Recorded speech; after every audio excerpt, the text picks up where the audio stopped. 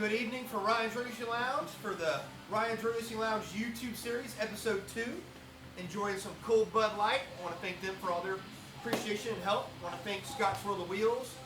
Thank you for all the support. I want to thank Sprocket Speed Shop, Keith, Tommy, and Scotty, and Brad, and all the boys over there. Thank Orion Helmets for always supporting us and putting a good lid on our heads. Roadracing World Magazine, I want to thank them as well. John Orange, Chris Orange, Natalie Orange. Great people. And tonight's episode is about 1991 AMA Superbike champion, Mr. Thomas Stevens. As you see, we have a few of his memorabilia pieces here, as we're going to talk about. And basically, Thomas Stevens was the first ever AMA Superbike champion for Yamaha, so that was the first ever for them, and it was a big deal. So a lot of people really don't. Thomas was kind of an unknown champion back then, you know, and everybody goes, wow, you know. They think about it now, and Thomas is the man. So Thomas was the first ever to win an AMA Superbike title for Yamaha in 1991 aboard a Vance Hines OW01 Superbike machine, FZR 750RR, if we're getting politically correct with it. But no, Thomas is a great friend. Thomas has done a lot of great things for the sport. He is the rider liaison for Moto America now, head race director. Just a super nice guy. I've got to meet Thomas a bunch over the years. And this video is kind of, you know, commemorating him and his AMA Superbike title. It sucks that he couldn't be here, but in the same time, he lives all the way down south, so, you know, we're here to do a little tribute about him. So I talked to Thomas, and he said, man, everything's cool, let's do it. So, be good. Also want to thank our film guy here, Dragon. Appreciate you, man, Dragon Productions. Doing a big, you know, just doing big things for us, man. So episode 2 is going to be great.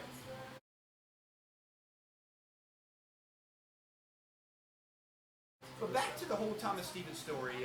Thomas Stevens had a pretty good career. Came out from South Florida, raced a lot at Moroso Motorsports Park as it was back in, you know, 85, 86 when he really got his strang, riding for Team Miami Vice Racing. That was really cool. Him and Steve Telder, a bunch of guys. My dad actually got to go against him a lot back in the day. Donald Jacks and a lot of those guys got to race against him. So when he started kind of getting into his, you know, he worked in a dealership as a young man, you know, right out of high school and sweeping floors at a, you know, Yamaha dealership in Fort Lauderdale, Florida. So anyway, he started coming out racing, doing all this cool things. And as time went on, about 87, he got to ride, you know, a few different bikes. And John Ulrich from Roadracing World Magazine discovered him and said, look, you know, we need you to come out here and, you know, let's race, let's do it. You know, I'd like to see you have a lot of talent. So he got to ride with John Ulrich, do some endurance racing, won the WERA championship for them that year in 87, I believe it was.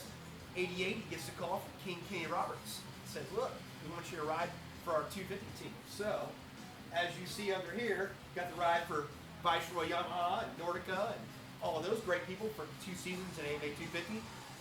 John Krasinski was his teammate. So that was really cool for Thomas to kind of get set in and do his thing. And as Thomas progressed, he did really well in the AMA 250 circuit in 88 and 89. Well, he gets a call from Vance Hines, which Vance Hines the year before was racing Suzuki's with Dave Sadowski. It was a one-rider team. So they went to Yamahas. So Dave Sadowski was his teammate in 1990, and Thomas gets to get the full factory AMA Superbike ride in 1990 as well. So he is considered a B rider there. So it was great for him, for Sadowski and Thomas Stevens to be on the same team. So they go to Daytona, man. Testing went great through all the winter. Everything was good. Go to Daytona for the Daytona 200 by RI event. It turns out Thomas Stevens gets pole position. First ever Rolex, 1990 Daytona 200 pole position winner. He still has a Rolex to this day. Really cool to see that. Then we go, and Dave Sadowski ends up winning the race for Vance Hines Yamaha. So Thomas had a few tire problems here and there in the race, but still, through the whole 91 season, he was able to get a few top 3s, and it still got him Rider of the Year, and he was on his way to a great 1990 season. We go forward to 1991. He's the AMA Superbike. He goes to, in the AMA Superbike title, aiming for that, that's his goal. He's got Scott Russell on his heels on Muzzy Kawasaki. A lot of really good competition there. So, a lot of good people. Jenny James moves up to the team. He was number 2 rider on the Vance Hines Yamaha OW1 machine. So they all go for it here. And Thomas just had a stellar season. He only had one win, one ever AMA Superbike, you know, win, and that was at Mid-Ohio, and he really put, you know, candles to that one. It was really good just to watch him win that one, and it was his only ever AMA Superbike victory, but he did very well. So that was his only, only AMA Superbike victory. Well, the title came down to Miami in 1991 between Thomas Stevens and Scott Russell. Well, there was Freddie Spencer. Freddie Spencer was on a Two Brothers Racing Honda RC30 at the time, and he hasn't won a race all season. So it turns out Miami was really hot that weekend. A lot of great riders, and the title was coming down to Stevens and Scott Russell. Well, anyway, Spencer went out there, ended up winning the race.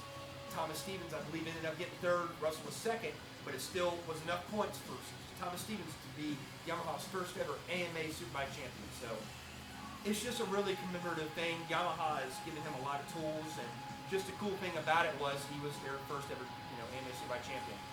And we go in to just everything about that day. I love reading about this guy. This guy was a complete underdog. A lot of people didn't think he was going to win the title.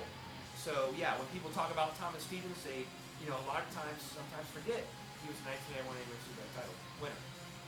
Well, anyway, we go to the Suzuka 8-hour deal. He's going to ride for Team Vance Hines Yamaha, and they're going to Suzuka. They go into it.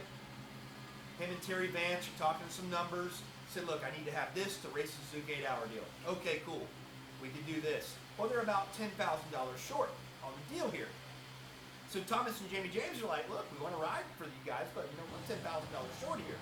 So anyway, it comes down to the point, well, Yamaha said, look, we can sweeten the deal. Vance Hines said we can sweeten the deal with some nights, pick a bike out of our Yamaha catalog from 1991. So Thomas and Jamie James were awarded 1991 Yamaha FZR 1000 street bikes. And this really worked out well for them because they ended up getting paid the bikes back then were about $9,000. Plus another $1,000 in shop supplies, whatever it was. So Vance Hines sweetened the deal out. It was really cool. So anyway, I go to Thomas. I talked to Thomas. Thomas had this 1991 FZR 1000 street bike that he was given, and he said, "Look, I've had it in my trophy room for about 12 years."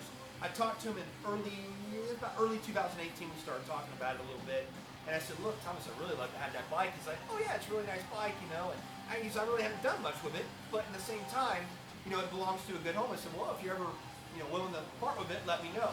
Well, I get a phone call about a year later, January 2019. We started talking about it. He goes, "Look, you need to come down to my house. We need to talk about this. It's in my trophy room.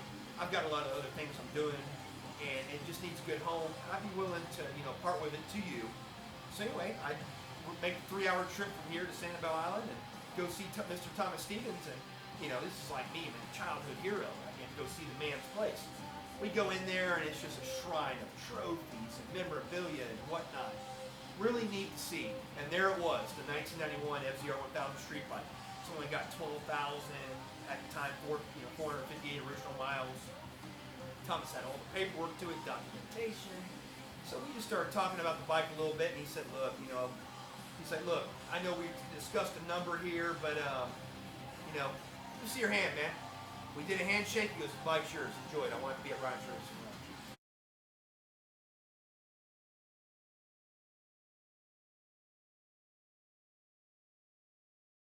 So we made the deal, made this happen, and I'm over here like, wow, this is a dream come true.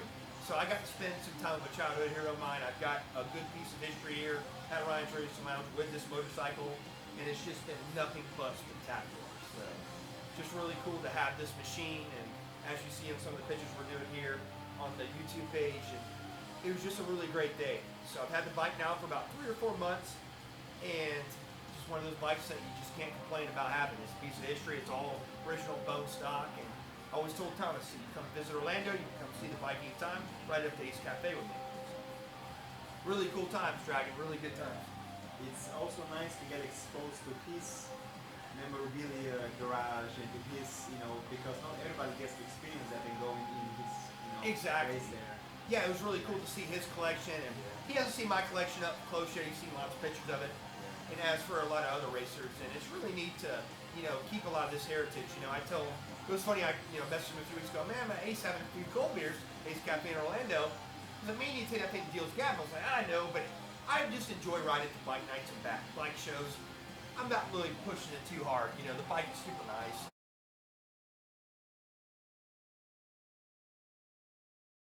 I don't want anything to ever happen to it, so it's really cool just to have it in my possession. And really cool for Thomas to trust me with it, and he knew, he knows the passion and the love I have for this. So, big thank you to Thomas Stevens. Really appreciate it.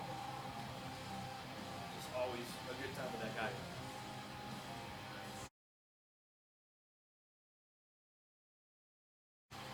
And actually, we actually have a guest here tonight.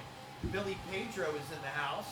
Billy, appreciate you coming by, bro. Nice to be here. Always good to be here. Always good to be here. Yeah, man.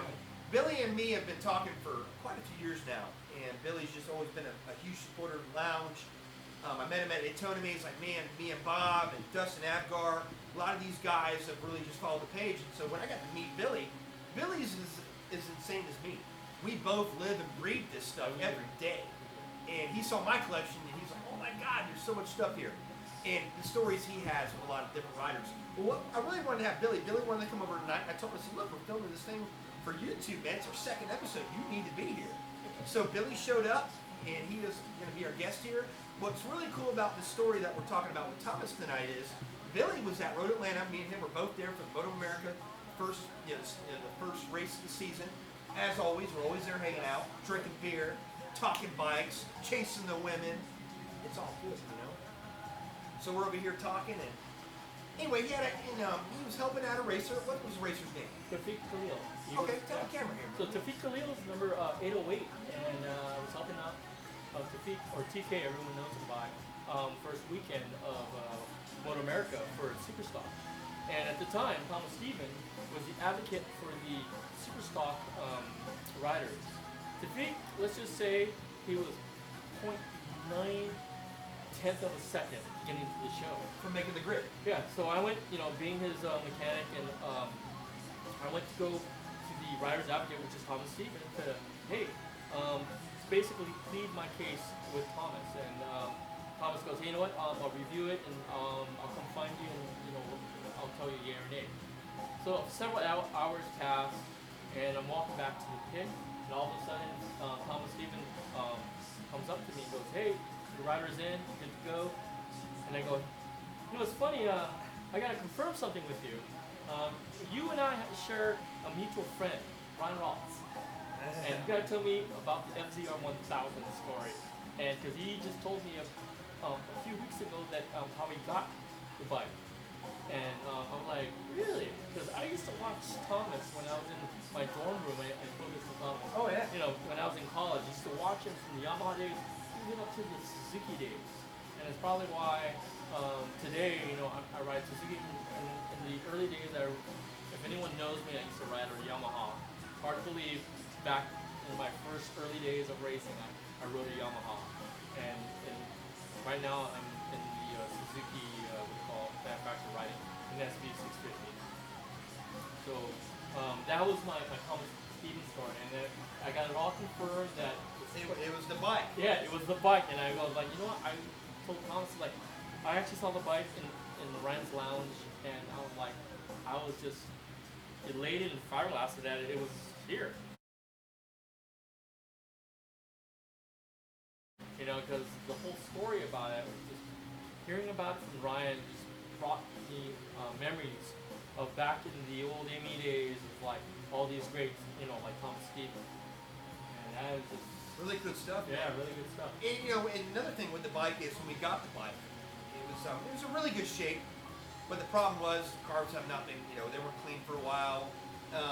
Anyway, I took it to Sprocket Speed Shop, as we talk about Keith, and Tommy, and Brad, and Scotty, and Tommy was the main mechanic. That's our main guy at Sprocket Speed Shop, the shop I work at.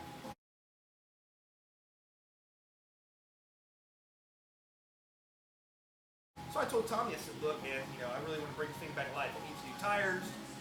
And, we looked at it, we took apart, the carbs, and, we got them cleaned up. Like, man, we put a new battery in it, man, it needed a new battery. Like, man, we're going to check this thing out.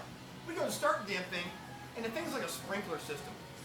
The gas lines had holes in them just from sitting for so long. It was never outside. It was never abused, but the bike was sitting in the truck for so long, things get brittle. Gas lines get brittle. Hoses get brittle. So I had to change all that. It was about $120 in parts. And I'm like, man, I'm really, I got to spend this money.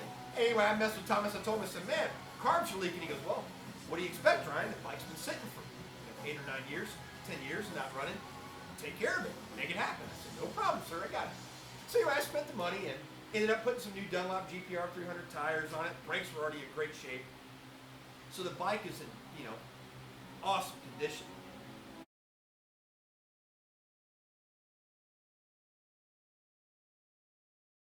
So it was funny because Tommy starts putting it back together and we go to ride it.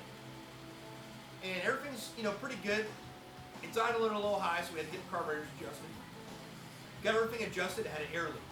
We're like, why the hell does this thing got an air leak? So it's sucking air, man, from where the carburetor boots were. One of the carburetor boots had a little bit of a nick in it. So anyway, instead of just replacing one, we replaced all four. So we ended up doing the brand new boots and everything like that, and the bike just runs phenomenal. I've taken it up to Ace, and we've just been, you know, having a lot of fun with this motorcycle. So it's just one of those stories, you know. Thomas has just been a huge icon to road racing, and I am really proud just to have, you know, his memorabilia and everything here. So for Ryan's Racing Lounge, it's been a really treat to have him and so many other great racers that we are going to get to in, you know, future episodes. But I wanted to really dedicate this one to Thomas and tell him thank you for all the support and just, you know, what an iconic motorcycle racer he was and still is to the Moto American crowd. Like he tells me, he goes, look, you know, I was racing, I didn't like anybody else racing against. I didn't like Scott Russell. I didn't like Dave Sadowski. There's a lot of people he just didn't like, you know. He said, look, that was the arrogant attitude that you had to have back then, and that's what he was. So, and he's not afraid to shame, you know. I remember when I was 14 years old, and I was at Daytona in the infield, and we're sitting over there, and my dad's like, look, that's Scott, that's Thomas Stevens. I'm like, what? We're watching, you know, Scott Russell back in, had to be early Daytona days, and he was on a Yamaha R1 just kind of playing around in Superstock. Might have been even 06, 07, so yeah, probably wasn't even 14. Probably would have been, you know, probably 17, 18 at the time. So anyway, we're over there, and I'm like, oh my God, it's Thomas Stevens. My dad's like, you want to meet him? I was like, yeah, I do. You want to meet Thomas Stevens? Yeah. Never met the guy in my life. And I just remember seeing him as a kid on TV like Billy was saying, you know, it's one of those stories. So anyway, we're over there, and, you know, hey, you know, I want to meet Thomas Stevens, man. I was like, hey, there's Thomas. Thomas like, hey, nice to meet you. I'm like, oh my God, I know this.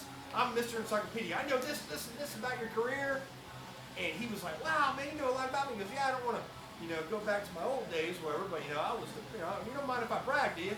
Because that's 1990 Rolex from Daytona, 1990 pole position winner. Even though he had a crappy race that day, you know, that year, but he still represents and wears that Rolex. And it was awesome just to kind of see that. So big shout out to Thomas, and just awesome, man. And Billy, I really appreciate you being there, sharing your story, man. Really, yeah, appreciate it. Good to be here. Yep, and just awesome times, guys. I really appreciate you guys following the YouTube video. We're going to kind of wrap this one up a little short and sweet this week, but we're going to have a lot of other different riders and hopefully some riders that actually come in and kind of tell them some stories. Really appreciate Dragon Productions coming out, doing your thing. Orion Helmets, of course, Road Racing World Magazine, John Orders, Chris Orders. You guys do a great job for the lounge. Really appreciate it. Also want to thank Castadene for having us in the garage here. Also want to thank Scott's World of Wheels. Dad, I really appreciate all the support. And also another big thanks to Sprocket Speed Shop. Keith Stockerland, Tommy Durling, Scotty Durling, Brad Norton, all you guys really do a great job. And all the fans to Ryan's Racing Lounge Facebook page, you guys are truly number one. I really appreciate it, guys. Cheers.